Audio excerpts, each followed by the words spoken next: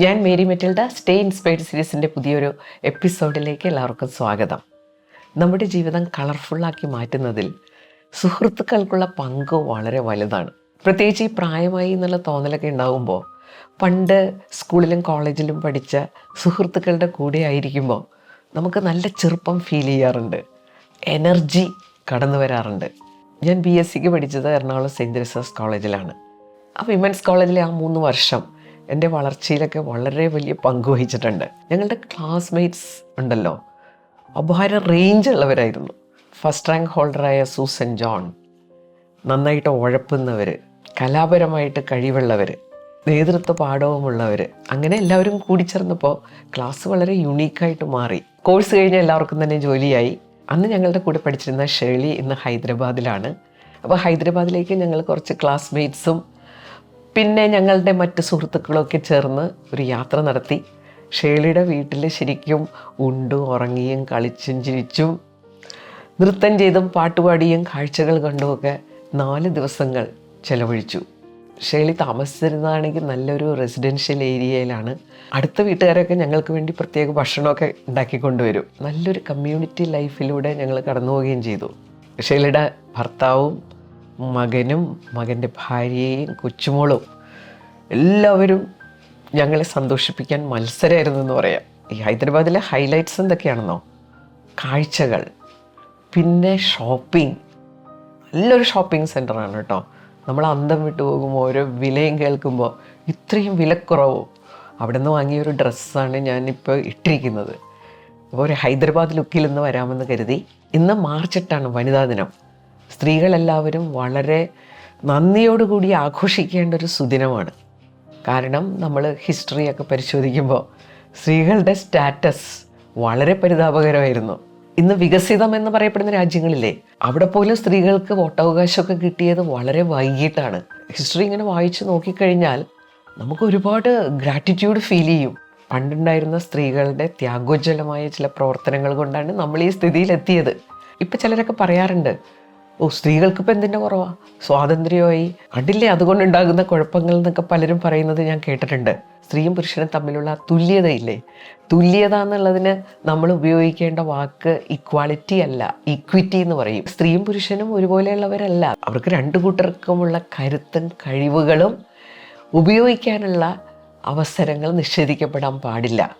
അത് കൂടുതലായിട്ട് നിഷേധിക്കപ്പെടുന്നത് സ്ത്രീകൾക്കാണ്. അപ്പോൾ ഇപ്പോഴെന്താ കുഴപ്പമെന്നാണ് ചോദ്യമല്ലേ. ഈ വർഷത്തെ വനിതാ ദിനത്തിൻ്റെ തീം തന്നെ എന്താണെന്നറിയാമോ? Inspire inclusion. ഈ തുല്യത എന്ന് ഞാൻ നേരത്തെ പറഞ്ഞില്ലേ, ഈ തുല്യ അവസരങ്ങൾ സ്ത്രീക്കും പുരുഷനും ലഭ്യമാകണമെങ്കിൽ കുറഞ്ഞതൊരു 300 വർഷങ്ങളെങ്കിലും കഴിയണം എന്നുള്ളതാണ് ഇപ്പോഴത്തെ കണക്ക്. ഇൻസ്പയർ ഇൻക്ലൂഷൻ എന്ന് പറഞ്ഞു കഴിഞ്ഞാൽ സ്ത്രീകളുടെ ഈ പങ്കാളിത്തം ഉണ്ടല്ലോ, ജീവിതത്തിൻ്റെ സമസ്ത തലങ്ങളിലുമുള്ള പങ്കാളിത്തം തുല്യമായ രീതിയിൽ ഉറപ്പാക്കാനുള്ള ഇൻസ്പിരേഷൻ, അതാണ് ഇൻസ്പയർ ഇൻക്ലൂഷൻ കൊണ്ട് ഉദ്ദേശിക്കുന്നത്. അപ്പോൾ ഇവിടെ ഇൻക്ലൂഷനെ പറ്റി ചിന്തിക്കുമ്പോൾ നമ്മുടെ എക്സ്ക്ലൂഷനെ കുറിച്ച് നമ്മൾ അവെയർ ആകണം. നമ്മൾ ഇൻക്ലൂഷനെ കുറിച്ച് ചിന്തിക്കുമ്പോൾ ഒരു കാര്യം മറക്കരുത്, പല രംഗങ്ങളിലും സ്ത്രീകൾ ബോധപൂർവമായ എക്സ്ക്ലൂഷന് വിധേയരാകുന്നുണ്ട്. അവിടെ എങ്ങനെ ഈ ഇൻക്ലൂഷൻ യാഥാർത്ഥ്യമാക്കാം, അതേക്കുറിച്ചാണ് നമ്മൾ ചിന്തിക്കേണ്ടത്. പണ്ട് കാലങ്ങളിലുള്ള സ്ത്രീകളുമായിട്ട് കമ്പയർ ചെയ്ത് കഴിഞ്ഞാൽ സ്ത്രീകളുടെ അവസ്ഥ വളരെ ബെറ്ററാണ്. പക്ഷേ അതുകൊണ്ടായില്ലല്ലോ. പണ്ടുണ്ടായിരുന്നവർ നമുക്ക് നേടിത്തന്നതിൽ നിന്ന് ബഹുദൂരം നമുക്ക് മുന്നോട്ട് പോകാനുണ്ട്. അക്കാര്യങ്ങളെക്കുറിച്ചാണ് ഇന്നത്തെ ചർച്ച. Inspire inclusion. ഇൻസ്പയർ ഇൻക്ലൂഷൻ എന്ന് പറയുമ്പോൾ എല്ലാ സ്ത്രീകൾക്കും പുരുഷന്മാർക്കും അതിനകത്ത് ഒരു റോള് നിർവഹിക്കാനുണ്ട്, അവരവരുടേതായ. അപ്പോൾ ഞാൻ ആലോചിച്ചപ്പോൾ എൻ്റെ ചാനലിൽ ഇതേക്കുറിച്ച് സംസാരിക്കുക എന്നുള്ളത് എൻ്റെ ഒരു ഉത്തരവാദിത്തമായിട്ട് തോന്നി. ശക്തമായ സ്ത്രീ സംരക്ഷണ നിയമങ്ങളുള്ള ഒരു രാജ്യമാണ് ഭാരതം, അതിൽ യാതൊരു തർക്കവും ഇല്ല. പക്ഷേ ഇവിടെ എല്ലാ തലങ്ങളിലും സ്ത്രീകളുടെ ഒരു പങ്കാളിത്തം ഉറപ്പാക്കുന്നു എന്ന് നമുക്ക് അവകാശപ്പെടാൻ ഒക്കുമോ? 3 തലങ്ങളിൽ സ്ത്രീകൾക്ക് തുല്യ അവസരങ്ങൾ നിഷേധിക്കപ്പെടുന്നെന്ന് നമുക്ക് കൃത്യമായിട്ട് എടുത്തു കാണിക്കാൻ പറ്റും. ഒന്നാമത്തത് പബ്ലിക് ഡൊമൈൻ, പൊളിറ്റിക്കൽ ഡൊമൈൻ. അതിൽ ബോധപൂർവമായിട്ടുള്ള എക്സ്ക്ലൂഷൻ നടക്കുന്ന ഒരിടമാണ് പൊളിറ്റിക്കൽ ഡൊമൈൻ. വനിതാ സംവരണ ബില്ല് ലോക്സഭ പാസ്സാക്കി. ലോക്സഭയിലും അസംബ്ലി മണ്ഡലങ്ങളിലും 3/1 സീറ്റുകൾ സ്ത്രീകൾക്ക് സംവരണം ചെയ്യുന്ന വളരെ ശക്തമായിട്ടുള്ള ബില്ലാണ്. പക്ഷേ ആ ബില്ലിലെ ഒരു കണ്ടീഷൻ കണ്ടപ്പോൾ എൻ്റെ സകല ആവേശവും ചോർന്നു പോയി. എപ്പോഴാണെന്ന് ഇത് ഇംപ്ലിമെൻ്റ് ചെയ്യാൻ പോകുന്നത്? 2029 ശേഷം. സതുദ്ദേശത്തോടുകൂടിയ ഒരു ബില്ലായിരുന്നെങ്കിൽ അങ്ങനെ ഒരു ഡേറ്റ് വെക്കില്ലായിരുന്നല്ലേ. ഇനി അത് പോട്ടെ, ഇപ്പോൾ എലക്ഷൻ നടക്കാൻ പോവാണ്. എലക്ഷൻ ഡിക്ലെയർ ചെയ്യുന്നതിന് മുമ്പ് രാഷ്ട്രീയ പാർട്ടികളൊക്കെ സ്ഥാനാർത്ഥിത്വമൊക്കെ പ്രഖ്യാപിച്ചു കഴിഞ്ഞു. അപ്പോൾ നോക്കുമ്പോഴാണ് വിരലിലുണ്ടാവുന്ന സ്ത്രീകളാണ് മത്സരിക്കുന്നത്. 20 സീറ്റ് ഉണ്ടെങ്കിൽ 2 സീറ്റ് മാക്സിമം. അവരെയൊക്കെ എവിടെയാണ് നിർത്തിയിരിക്കുന്നതെന്ന് അറിയാമോ? അവർ പ്രതിനിധാനം ചെയ്യുന്ന രാഷ്ട്രീയ പാർട്ടികൾക്ക് വലിയ സ്വാധീനമൊന്നുമില്ല, തോറ്റുപോകും എന്ന് ഏകദേശം ഉറപ്പുള്ള മണ്ഡലങ്ങളാണ് സ്ത്രീകൾക്ക് സാധാരണ കൊടുക്കുന്നത്. എല്ലാ രാഷ്ട്രീയ പാർട്ടിക്കാർക്കും പോഷക സംഘടനകളുണ്ടല്ലോ, വനിതകളുടേതായിട്ടുള്ള പോഷക സംഘടനകളുണ്ട്. അതിൽ ഒരു പ്രസിഡൻ്റ് ഉണ്ട്, സെക്രട്ടറിമാരുണ്ട്. അങ്ങനെ കുറച്ച് സ്ഥാനമാനങ്ങൾ കൊടുത്ത് വനിതകളെ തൃപ്തിപ്പെടുത്താൻ രാഷ്ട്രീയ പാർട്ടികൾ ശ്രമിക്കാറുണ്ട്. പക്ഷേ സത്യം എന്താണെന്ന് വെച്ചാൽ ഇവരാരും മെയിൻ സ്ട്രീമിലില്ല. ഇത് കൊടുത്തു കഴിഞ്ഞാൽ ഇതിൻ്റെ അർത്ഥം ഇനി മെയിൻ സ്ട്രീമിലേക്ക് നിങ്ങൾ വരണ്ട. ഇങ്ങനെയൊക്കെ അനീതികൾ നടക്കുമ്പോഴും ഈ സ്ത്രീകളുടെ സംഘടനകളൊന്നും പ്രതികരിക്കാറില്ല എന്നുള്ളതാണ് ഏറ്റവും അത്ഭുതകരമായ കാര്യം. ഒരു പ്രൊട്ടസ്റ്റ്, ഞങ്ങൾക്ക് ഇതിലും കൂടുതൽ സീറ്റുകൾ കിട്ടേണ്ടതാണ്, ഇതിനോട് ഞങ്ങൾ ശക്തിയായി പ്രതിഷേധിക്കുന്നു. ആ പ്രതിഷേധം അറിയിക്കാനുള്ള സാഹചര്യങ്ങൾ അവർക്ക് ഉണ്ടാകുമല്ലോ. സമരങ്ങൾ നടക്കൂലേ, അതിലൊക്കെ ഒരുപാട് സ്ത്രീകളെ ഇവർ പങ്കെടുപ്പിക്കും. ബാനർ പിടിക്കാൻ അസോസിയേഷൻ സമ്മേളനങ്ങളിലൊക്കെ സ്ത്രീകളുടെ വലിയൊരു റോളാണ് ഈ ബാനർ പിടിച്ചുകൊണ്ട് നടക്കുക, ബൊക്കെ കൊടുക്കുക. ഞങ്ങൾ നിങ്ങൾക്ക് വേണ്ടത്ര പ്രാതിനിധ്യം തരുന്നില്ലേ? ഇതൊക്കെയാണ് ഇതിൻ്റെ പിന്നിലുള്ള ചിന്തകൾ. പിന്നെയും രസകരമായൊരു കാര്യമുണ്ട്. കുറച്ച് വർഷങ്ങൾക്ക് മുമ്പ് എന്നെ ഒരാൾ വിളിച്ചു. ഇലക്ഷൻ സമയത്താണ് വിളിച്ചത്. ഞാനൊരു വാർഡിൽ നിന്ന് മത്സരിക്കണമെന്ന് പറയാനാണ് അയാൾ എന്നെ വിളിച്ചത്, അയാളുടെ രാഷ്ട്രീയ പാർട്ടിയുടെ പ്രതിനിധിയായിട്ട്. ഞാൻ പെട്ടെന്ന് പറഞ്ഞു, അതിന് ഞാൻ ആ വാർഡിലല്ലല്ലോ താമസിക്കുന്നത്. അയാളപ്പോൾ പറയുകയാണേ, ടീച്ചറിൻ്റെ വാർഡ് ഇത്തവണ പുരുഷന്മാർക്കുള്ളതാണെന്ന്. അപ്പോൾ ഒന്ന് ആലോചിച്ച് നോക്കിയേ, ഈ സംവരണം എന്ന് പറഞ്ഞു കഴിഞ്ഞാൽ ആ സീറ്റിൽ മാത്രമേ സ്ത്രീകൾക്ക് മത്സരിക്കാൻ പാടുള്ളൂ. അങ്ങനെയാണ് ചിലർ ധരിച്ചു വെച്ചിരിക്കുന്നത്. തുല്യ പങ്കാളിത്തം നമ്മൾ ഉറപ്പാക്കാനായിട്ടുള്ള ഒരു മാർഗമാണ് സംവരണം. അപ്പോൾ സംവരണ സീറ്റിൽ സ്ത്രീകൾ മാത്രം, ബാക്കി സീറ്റ് ജനറലാണ്, ആർക്ക് വേണമെങ്കിലും മത്സരിക്കാം. ഇങ്ങനെ സംവരണത്തെ വളരെ വികലമായിട്ട് കാണുന്ന ഒരു കാഴ്ചപ്പാട് നമുക്കുണ്ട്. ഒരു കാര്യം നമ്മൾ ആലോചിക്കേണ്ടത്, സ്ത്രീകളെ ഈ രംഗത്ത് ഇൻക്ലൂഡ് ചെയ്യാത്തതിന് ഒരു ന്യായീകരണവും ഇല്ല. കാരണം സ്ത്രീകളെക്കുറിച്ചുള്ള ഒരുപാട് പഠനങ്ങൾ പറയുന്നത് നേതൃത്വ പാഠവും കൂടുതലുള്ളത് സ്ത്രീകൾക്കാണെന്നുള്ളത് തന്നെയാണ്. സംസാരിക്കാനുള്ള കഴിവ്, കാര്യങ്ങൾ ഇനീഷ്യേറ്റീവ് എടുത്ത് ചെയ്യാനുള്ള കഴിവ്, മാനേജ് ചെയ്യാനുള്ള കഴിവ്, ഈയിടെ നടത്തിയ പല പഠനങ്ങൾ പോലും അത് കണ്ടെത്തിയിട്ടുണ്ട്. സ്ത്രീകളുടെ മസ്തിഷ്കത്തിൽ ഇതൊക്കെ മാനേജ് ചെയ്യുന്ന ഏരിയാസൊക്കെ വളരെ സ്ട്രോങ് ആണ്, ആക്റ്റീവാണെന്നുള്ളതാണ് ഈ അടുത്ത കാലത്ത് കണ്ടുപിടിച്ച ഒരു കാര്യം. അപ്പോൾ എന്തിൻ്റെ പേരിലാണ് അവരെ മാറ്റി നിർത്തുന്നത്?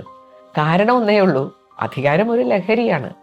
അപ്പോൾ അത് കൈക്കലാക്കാൻ പുരുഷന് അനുകൂലമായിട്ടുള്ള ഒരു സാഹചര്യമാണ് ഇന്നുള്ളത്. ആ സാഹചര്യത്തിൻ്റെ പേരിൽ സ്ത്രീകൾക്കുള്ള അവകാശങ്ങൾ ഇങ്ങനെ നിഷേധിക്കുന്നത് മാന്യന്മാർക്ക് യോജിച്ചതല്ല. രണ്ടാമത്തെ കാര്യം ഫാമിലി. അവിടെയും തുല്യ പങ്കാളിത്തമൊന്നും ഇതുവരെ ഉറപ്പാക്കിയിട്ടില്ല. സ്ത്രീകളുടെ ചിന്താഗതികളിലും മനോഭാവത്തിലും ഒരുപാട് മാറ്റങ്ങൾ വന്നിട്ടുണ്ട്.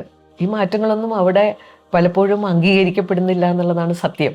സാമ്പത്തിക സ്വാതന്ത്ര്യമുള്ള കുറേ സ്ത്രീകൾ ഒരുപക്ഷെ സ്വാതന്ത്ര്യം, തുല്യ പങ്കാളിത്തമൊക്കെ നേടിയെടുത്തിട്ടുണ്ടാകാം.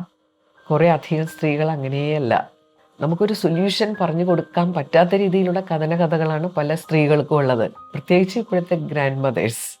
വീട്ടുജോലി മുഴുവൻ ചെയ്യണം, മക്കൾ ജോലിക്ക് പോകുമ്പോൾ അവരുടെ കൊച്ചുമക്കളെ നോക്കണം. സങ്കടത്തോടുകൂടി ഒരാൾ എന്നോട് പറഞ്ഞത്, 1 വയസ്സായ കുട്ടിയെ വീട്ടിലാക്കിയിട്ടാണ് മരുമകൾ ജോലിക്ക് പോകുന്നത്. വീട്ടിലെ ഒരു കാര്യവും ചെയ്യാതെയാണ് മരുമകൾ ജോലിക്ക് പോകുന്നത്. തിരിച്ചു വന്നാൽ ഈ കുഞ്ഞിനെ നോക്കണമെന്നുള്ളൊരു ഉത്തരവാദിത്വം അവൾ ഏറ്റെടുക്കുന്നില്ല. അവർ കരഞ്ഞുകൊണ്ടാണ് ഇത് പറയുന്നത്, ഞാൻ എന്ത് ചെയ്യും? അപ്പം അവർക്കൊന്നും ചെയ്യാൻ പറ്റില്ല എന്നാണ് അവർ പറയുന്നത്. കാരണം 10 പൈസ വരുമാനമില്ല. അതൊക്കെ ജീവിതത്തിൽ വളരെ പ്രധാനപ്പെട്ട കാര്യങ്ങളാണെന്ന് മനസ്സിലാക്കാൻ കുറച്ച് വൈകിപ്പോയി. ഞാൻ അവരോട് പറഞ്ഞു, നിങ്ങൾ ഒരു കാര്യം ചെയ്യൂ, 1 വയസ്സായ കുട്ടിയോട് നമ്മൾ തീർച്ചയായിട്ടും നീതിപൂർവ്വം പെരുമാറണം. കുട്ടികളുടെ ഭക്ഷണവും നിങ്ങൾക്കുള്ള ഭക്ഷണം ഉണ്ടാക്കുക, വേറെ ഒരു പണിയും ചെയ്യാൻ പോകരുത്. കുട്ടികളുടെ കാര്യങ്ങൾ ചെയ്തു കൊടുക്കുക, ബാക്കിയെല്ലാം അവിടെ ഇട്ടേക്കുക. ബോൾഡായിട്ട് പറയുക, എനിക്ക് ഇത്രയേ സാധിക്കൂ. പക്ഷെ പറയണ്ടേ നമ്മൾ? ആ ധൈര്യം നമ്മൾ ആർജിക്കണ്ടേ? വേറെ ചിലരുടെ പ്രശ്നം ഭർത്താവിൻ്റെയും മക്കളുടെയൊക്കെ നാർസിസിസ്റ്റ് പേഴ്സണാലിറ്റിയാണ്. ഞങ്ങളാണ് ഇവിടെ കാര്യങ്ങളൊക്കെ തീരുമാനിക്കുന്നത്. പ്രത്യേകിച്ചും എക്കണോമിക് കാര്യങ്ങളിലൊക്കെ സ്ത്രീകളുടെ അഭിപ്രായങ്ങൾക്ക് ഒരു വാല്യൂവും കൊടുക്കില്ല. ഞങ്ങൾ പറയുന്നത് അനുസരിച്ച് ഇവിടെ കഴിഞ്ഞാൽ മതി, ഇങ്ങനെയൊക്കെയുള്ള മനോഭാവമാണ്. അപ്പോൾ എന്തെങ്കിലും ഒരു ആവശ്യമൊക്കെ പറഞ്ഞു കഴിഞ്ഞാൽ, ഇപ്പോൾ സുഹൃത്തുക്കളുടെ കൂടെ പോകണം, വല്ല പരിപാടികൾക്ക് പോകണം, അതിനെന്താ ഞാൻ കൊണ്ടുപോകാം, എനിക്കൊന്ന് ഷോപ്പിങ്ങിന് പോകണം, നിനക്കെന്താ വേണ്ടത് ഞാൻ വാങ്ങിത്തരാം. ഇതെല്ലാം സഹിച്ചു കഴിയുന്ന എത്രയോ പേരുണ്ട്. എന്തിനിതൊക്കെ സഹിച്ചു കഴിയുന്നതെന്ന് ചോദിച്ചാൽ അവർക്ക് ഉത്തരം പറയാനുള്ളത് ഒന്നാണ്, പിന്നെന്ത് ചെയ്യും, കുടുംബസമാധാനം പോവില്ലേ? കുടുംബത്തിൻ്റെ സമാധാനത്തിന് വേണ്ടി സ്വന്തം സമാധാനവും സ്വന്തം ഇഷ്ടങ്ങളും എല്ലാം ത്യജിച്ച് സങ്കടപ്പെട്ട് കഴിയുന്നൊരവസ്ഥയില്ലേ? അതൊരു വല്ലാത്ത അവസ്ഥ തന്നെയാണ്. ഇൻസ്പയർ ഇൻക്ലൂഷൻ അത്യാവശ്യമായിട്ട് നടത്തേണ്ടത് ഈ കുടുംബ ബന്ധങ്ങളിലാണ്. അതുപോലെ തന്നെയാണ് കുട്ടികളെ വളർത്തുന്ന കാര്യത്തിലൊക്കെ. ഗർഭധാരണം, പ്രസവം, മുലയൂട്ടൽ, ഇതൊക്കെ പ്രകൃതി നിശ്ചയിച്ച കാര്യങ്ങളാണ്. അതിനപ്പുറം കുട്ടികളെ വളർത്തുന്ന കാര്യങ്ങളിൽ തുല്യ പങ്കാളിത്തം എടുക്കുക എന്നുള്ളത് ഒരു ഇൻസ്പയർ ഇൻക്ലൂഷൻ്റെ ഭാഗമാണ്. കാരണം അങ്ങനെ തുല്യ പങ്കാളിത്തം എടുക്കാൻ പുരുഷൻ തയ്യാറാകുമ്പോഴാണ് എല്ലാ തലങ്ങളിലും തങ്ങളുടെ കഴിവും കരുത്തും കാണിക്കാൻ സ്ത്രീകൾക്ക് അവസരം ഉണ്ടാകുന്നത്. ഇൻസ്പയർ ഇൻക്ലൂഷനെ പറ്റി ചിന്തിക്കുമ്പോൾ എൻ്റെ മനസ്സിലേക്ക് കടന്നു വരുന്ന അടുത്ത തലം തൊഴിലിടങ്ങളാണ്. യോഗ്യതകളനുസരിച്ച്, മാനദണ്ഡങ്ങളനുസരിച്ച് നിയമനങ്ങൾ നടക്കുമ്പോൾ ധാരാളം സ്ത്രീകൾ തൊഴിലംഗത്തേക്ക് കടന്നു വരുന്നുണ്ട്. ഏത് വിദ്യാഭ്യാസ സ്ഥാപനങ്ങളിൽ പോയി നോക്കിയാലും പെൺകുട്ടികളുടെ പ്രാതിനിധ്യം വളരെ കൂടുതലാണ്. പക്ഷേ ഇവിടെ എല്ലായിടത്തും ഗ്ലാസ് സീലിംഗ് ഉണ്ടെന്ന് പറയും. അതായത് അദൃശ്യങ്ങളായ ചില തടസ്സങ്ങൾ, സ്ത്രീകൾക്ക് അവരുടെ കരുത്തും കഴിവും തെളിയിക്കാനുള്ള അവസരങ്ങൾ നിഷേധിക്കുന്ന അദൃശ്യങ്ങളായ ചില തടസ്സങ്ങൾ, അത് പല രീതിയിൽ നമുക്ക് എക്സ്പീരിയൻസ് ചെയ്യാൻ പറ്റും.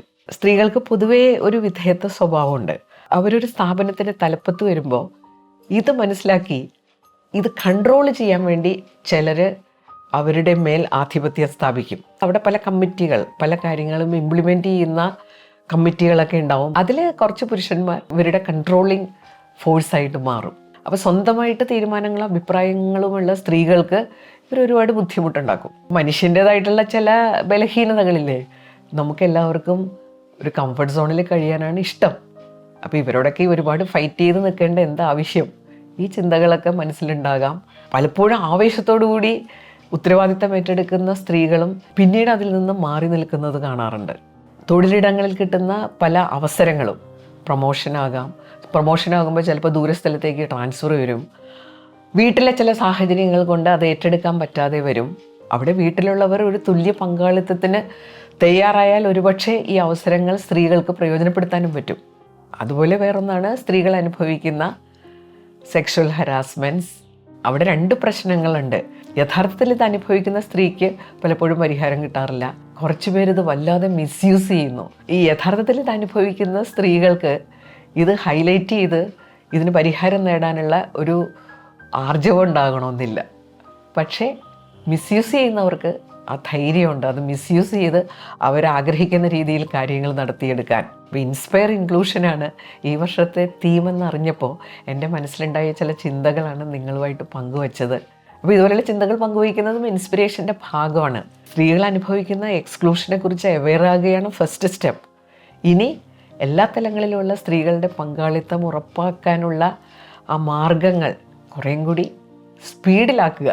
കുറച്ച് അപ്പക്കഷ്ണങ്ങളൊക്കെ തന്ന് തൃപ്തിപ്പെടുത്തുന്ന ഒരു പരിപാടിയില്ലേ, അതെല്ലാം അവസാനിപ്പിക്കേണ്ട സമയം കഴിഞ്ഞു. സ്ത്രീയും പുരുഷനും പരസ്പരം അംഗീകരിച്ച് പരസ്പര പൂരകങ്ങളായിട്ടൊക്കെ പ്രവർത്തിക്കുമ്പോൾ ഉണ്ടാകുന്ന വലിയൊരു പോസിറ്റീവ് ചേഞ്ച് ഉണ്ട്. അതിന് നമ്മൾ എന്തിനാണ് ഇത്ര മടിക്കുന്നത്? അത് ഉത്തരം കിട്ടാത്തൊരു ചോദ്യമാണ്. ഇന്നത്തെ വീഡിയോ ഒരു റിമൈൻഡറായിട്ട് കരുതിയാൽ മതി. ഇതിനു മുമ്പ് ഇതുപോലുള്ള വിഷയങ്ങൾ ഞാൻ ചർച്ച ചെയ്തിട്ടുണ്ട്. പിന്നെ ഇന്ന് വനിതാ ദിനമല്ലേ, റിപ്പീറ്റഡായിട്ട് ചില കാര്യങ്ങൾ പറഞ്ഞുകൊണ്ടിരിക്കുക എന്നുള്ളതും ഇൻസ്പിറേഷൻ്റെ ഒരു ഭാഗമാണ് കേട്ടോ.